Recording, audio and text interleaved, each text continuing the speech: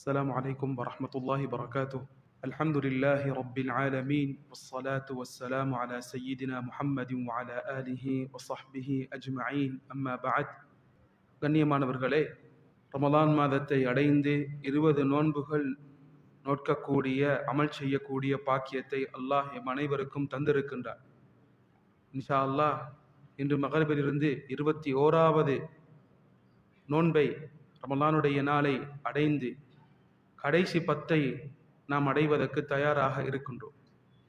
கண்ணியமானவர்களே, இந்த கடைசி 10 ரமலானுடைய மாதத்திலே மிகச் சிறந்த 10 நாட்களாக இருக்கின்றது.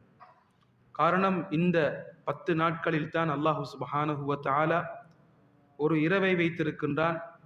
அந்த இரவு 1000 மாதங்களை விட சிறந்த ஒரு இரவாக இருக்கின்றது. அல்லாஹு சுப்ஹானஹு வ தஆலா முன்னால் வாழ்ந்த மக்கள் கஷ்டப்பட்டு பல அமல்களை செய்வார்கள். கண்ணியமானவர்களே, அந்த அமல்களுக்கு ஈடான, அந்த அமல்களுக்கு ஈக்குவலான ஒரு இரவை தந்து அதிலே அமல் செய்யும் பொழுது 1000 மாதங்களை விட ஒரு சிறந்த இரவிலே அமல் செய்த நன்மையை அல்லாஹ் அனைவருக்கும் தரப்போகின்றார். கண்ணியமானவர்களே, இதிலே நாம் போட்டி போடக்கூடியவர்களாக இருக்க வேண்டும். எம் மனதை அதற்காக வேண்டி முழுமையாக தயாரிப்பு செய்யக்கூடியவர்களாக இருக்க வேண்டும். அந்த இரவை அடைவதற்காக வேண்டி இந்த கடைசி 10 செய்ய வேண்டிய மிக முக்கியமான ஒரு அமல் தான் இஅ்திகாஃப் என்ற ஒரு அமல். இஅ்திகாஃப், கண்ணியமானவர்களே, அல்லாஹ் சுப்ஹானஹு வ தஆலா நோன்புடைய சட்டத்திட்டங்களை பற்றி பேசும் பொழுது இஅ்திகாஃபை பற்றி சொல்லி காட்டி இருக்கின்றார். நபி ஸல்லல்லாஹு அலைஹி வஸல்லம் அவர்கள் ரமலானுடைய கடைசி 10 இஅ்திகாஃப் இருக்கக்கூடியவர்களாக இருந்திருக்கின்றார்கள். நபி ஸல்லல்லாஹு அலைஹி வஸல்லம் அவர்களுடன் சேர்ந்து அவர்களது மனைவிமார்களும் இஅ்திகாஃப் இருக்கக்கூடியவர்களாக இருந்திருக்கின்றார்கள் என்று புகாரி முஸ்லிமிலே பதிவாக இருக்கின்றது. இஅ்திகாஃப் என்பது நபி ஸல்லல்லாஹு அலைஹி வஸல்லம் செய்த ஒரு அமல் சுன்னah. இதே போன்று நபிமார்கள் ரசூல்மார்கள் செய்த ஒரு சுன்னவாக இருக்கின்றது. அல்லாஹு சுப்ஹானஹு வ தஆலா பைத்துல்லாவை கட்டிய பொழுது இப்ராஹிம் இஸ்மாயில் அலைஹிஸ்ஸலாம் அவர்களுக்கு சொன்ன ஒரு விடயம், அன் தஹீரா பைத்திய லித்தாயிஃபீன வல் ஆகிஃபீன வர்ருக்கஇ சுஜூத். எனது பைத்துல்லாவை, மஸ்ஜிதுல் ஹராமை தவாஃப் செய்யக்கூடியவர்களுக்கும் இஅ்திகாஃப் இருக்கக்கூடியவர்களுக்கும் ருக்கு சுஜூத் செய்யக்கூடியவர்களுக்கு நீங்கள் தயாராக்கி சுத்தமாக வையுங்கள் என்று அல்லாஹ் சுப்ஹானஹு வ தஆலா சொல்லி காட்டியிருக்கிறார். அன்புக்குரியவர்களே, கண்ணியமானவர்களே, இஅ்திகாஃப் என்பது எதற்காக வேண்டி? ஒரு மனிதன் போராட வேண்டிய மிக முக்கியமான போராட்டம் தான் உள்ளத்துடன் போராட வேண்டிய ஒரு போராட்டம். உள்ளம் எப்பொழுதும் மோசமானதை ஏவிக்கொண்டே இருக்கும். இன்ன நஃப்ஸ லஅம்மாரத்தும் பிஸ்ஸூ இல்லா மா ரஹிம ரப்பி. நிச்சயமாக உள்ளம், அதன் தன்மை, இயல்பு எப்பொழுதும் மோசமானதை அதிகம் ஏவக்கூடியதாக இருக்கும். எப்பொழுதும் நல்லதை சொல்வது மிக குறைவு. உள்ளம் எப்பொழுதும் கெட்டதைத்தான் எப்பொழுதும் சொல்லிக்கொண்டே இருக்கும். யாருக்கு அல்லாஹ்வுடைய ரஹ்மத் கிடைத்ததோ அவர்களை தவிர. அன்புக்குரியவர்களே, கண்ணியமானவர்களே, உள்ளத்தின் இயல்பு எப்பொழுதும் பாவங்களை தூண்டிக்கொண்டே இருக்கும். இதனால் உள்ளத்துக்கு ஒரு கட்டுப்பாடை கொடுத்து, உள்ளத்துக்கு ஒரு பக்குவத்தை கொடுத்து, உள்ளத்தை அல்லாஹ்வின் பக்கம் திருப்புவதற்காக வேண்டி நாம் செய்யக்கூடிய மிக முக்கியமான அமல் தான் இஅ்திகாஃப். இஅ்திகாஃப் என்பது அதிலே தனிமை இருக்கின்றது. அனைத்தையும் விட்டுவிட்டு, துன்யாவுடைய வியாபாரங்கள், கொடுக்கல் வாங்கல்கள், எமது உறவுகள், குடும்பங்கள், பிள்ளைகள் அனைத்தையும் விட்டுவிட்டு ஒருவர் தனிமையில் அல்லாஹ்வுடைய மஸ்ஜிதில் இருப்பதற்கு பெயர்தான் இஅ்திகாஃப். கண்ணியமானவர்களே, உலகத்தில் ஒரு மனிதனுக்கு அமைதியை அடைவதற்கு அல்லாஹ்வுடைய மஸ்ஜிதை விட மிகச் சிறந்த இடம் எதுவும் கிடையாது. ஒரு மனிதனுக்கு உள்ளத்திலே எத்தனையோ கவலைகள், சஞ்சலங்கள், பிரச்சனைகள், தடுமாற்றங்கள் இருக்கும். மஸ்ஜிதுக்கு வந்து ஒரு 15 நிமிடம் உள்ளத்தை ஓர்மையாக்கி கட்டுப்படுத்தி இருந்து பார்த்தால் விளங்கும், உள்ளத்திலே இருக்கக்கூடிய அனைத்து டென்ஷன்களும் போய்விடும், கவலைகளும் போய்விடும். உள்ளத்திலே அமைதியை காண முடியும். காரணம், மஸ்ஜித் என்பது அல்லாஹ்வுக்கு மிக விருப்பமான ஒரு இடம். நபி ஸல்லல்லாஹு அலைஹி வஸல்லம் ஹதீஸிலே சொல்லி காட்டினார்கள், மஸ்ஜித் அல்லாஹு தஆலாவுக்கு மிக விருப்பமான இடம், அல்லாஹுக்கு மிக வெறுப்பான ஒரு இடம் மார்க்கெட், சந்தைகள், கடைகள் என்று ஸல்லல்லாஹு அலைஹி வஸல்லம் சொன்னார்கள். மஸ்ஜித் என்பது அல்லாஹுடைய சக்கீனா என்ற அமைதி இறங்கக்கூடிய இடம் மஸ்ஜித் என்பது. அன்புக்குரியவர்களே, கண்ணியமானவர்களே, அப்படிப்பட்ட ஒரு மஸ்ஜிதிலே குறிப்பிட்ட ஒரு காலம் நாம் தரித்திருப்பதற்கு, நாம் நேரத்தை ஒதுக்கி இருப்பதற்கு பேர்தான் இஅ்திகாஃபாக இருக்கின்றது. கண்ணியமானவர்களே, இந்த இஅ்திகாஃபுடைய சட்டத்தை பொறுத்த வரைக்கும் 3 வகையான சட்டங்கள் சொல்லப்பட்டிருக்கின்றது. முதலாவது சுன்னா, முஸ்தஹப். அது எப்பொழுதும் முஸ்தஹப்பாக இருக்கின்றது. எப்பொழுதெல்லாம் மஸ்ஜிதுக்கு வருகின்றோமோ அந்த சந்தர்ப்பத்தில் நான் இப்பொழுது லுஹர் தொழுகைக்காக வேண்டி வந்திருக்கின்றேன், இஅ்திகாஃப் இருக்க போகின்றேன் என்று எப்பொழுதெல்லாம் மஸ்ஜிதுக்கு வருகின்றோமோ அந்த சந்தர்ப்பத்தில் எல்லாம் உள்ளத்தில் அந்த நியத்தை வைத்துக் கொள்ள முடியும்.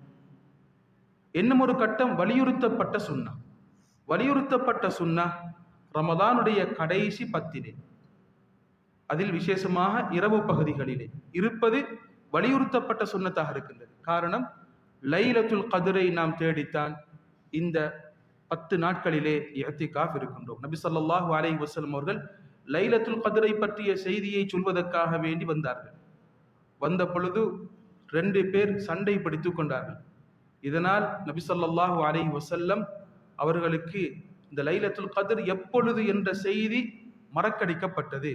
ஸல்லல்லாஹு அலைஹி வஸல்லம் சொன்னார்கள், இதை ரமதானிலே தேடிக்கொள்ளுங்கள், கடைசி 10 தேடிக்கொள்ளுங்கள், விசேஷமாக கடைசி 10 ஒற்றைப்படையான இரவுகளிலே தேடிக்கொள்ளுங்கள் என்று நபி ஸல்லல்லாஹு அலைஹி வஸல்லம் அவர்கள் ஹதீஸிலே சொல்லி காட்டினார்கள். எனவே இந்த 10 நாட்களிலே நாம் இஅ்திகாஃப் இருப்பது வலியுறுத்தப்பட்ட ஒரு சுன்னவாக இருக்கின்றது.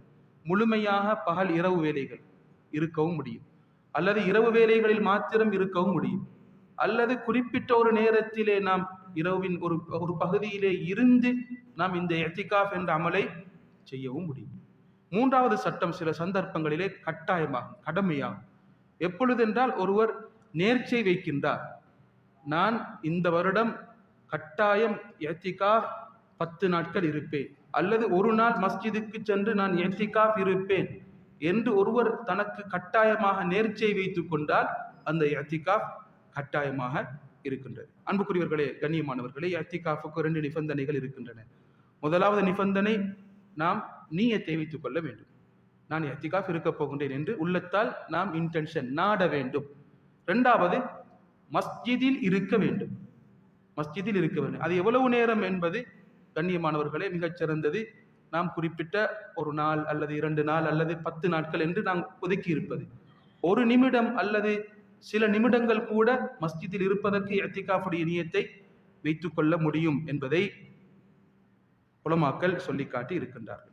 ஆனால் இஅ்திகாஃபுல் மன்சூர் என்று வரும் பொழுது கண்ணியமானவர்களே, ஒருவர் நேர்ச்சை வைத்த அந்த இஅ்திகாஃப் இருக்கின்றது, கட்டாயமான இஅ்திகாஃப் இருக்கின்றது, அப்படி அவர் செய்தால் மஸ்ஜிதிலிருந்து அவருக்கு வெளியாக முடியாது, அத்தியாவசிய தேவைக்காக வேண்டியே தவிர. அப்படி வெளியாகினால் கண்ணியமானவர்களே, அவர் மீண்டும் வந்து அந்த இஅ்திகாஃபை ஆரம்பிக்க வேண்டும் என்ற கருத்தை உலமாக்கள் சொல்லி காட்டி இருக்கின்றார்கள். இஅ்திகாஃப் இருக்கும் பொழுது அல்லாஹ் விரும்பக்கூடிய நல்ல காரியங்களிலே ஈடுபடுவது சுன்னத்தாக இருக்கின்றது. கண்ணியமானவர்களே, குர்ஆன் ஓதுதல், திக்ரு செய்தல், அதிகமான நஃபிலான சுன்னத்தான தொழுகைகள், இதே போன்று இல்முடைய சஃபைகள், மஜ்லிஸ்களிலே கடந்து கொண்டு இல்மை தேடி படிப்பது, இப்படியான நல்ல காரியங்களிலே ஈடுபடுவது சுன்னத்தானதாக இருக்கின்றது. ரமலான் அல்லாத காலத்தில் ஒருவர் இஅ்திகாஃப் இருப்பதற்கு விரும்பினால் நோன்பு பிடித்தவராக இஅ்திகாஃப் இருப்பது மிகச் சிறந்ததாக இருக்கின்றது. காரணம், நோன்புக்கும் இஅ்திகாஃபுக்கும் இடையிலே அல்லாஹ் என்ன தொடர்பை வைத்திருக்கின்றான் என்றால், எப்படி நோன்பு உள்ளத்தின் ஆசையை கட்டுப்படுத்துகின்றதோ இதே போன்று இஅ்திகாஃபும் உள்ளத்தின் ஆசையை கட்டுப்படுத்தி ஓர்மைப்படுத்தக்கூடியதாக இருக்கின்றது. இதே போன்று இஅ்திகாஃபை பொறுத்த வரைக்கும் ஒரு ஜும்மா மஸ்ஜிதிலே இருப்பது மிகச் சிறந்ததாக இருக்கின்றது. தக்கியா பள்ளியிலே இருக்க முடியுமா என்று கேட்டால் இருக்க முடியும். ஆனால் மிகச் சிறந்தது ஜும்மா மஸ்ஜிதிலே இருப்பது மிகச் சிறந்ததாக இருக்கின்றது.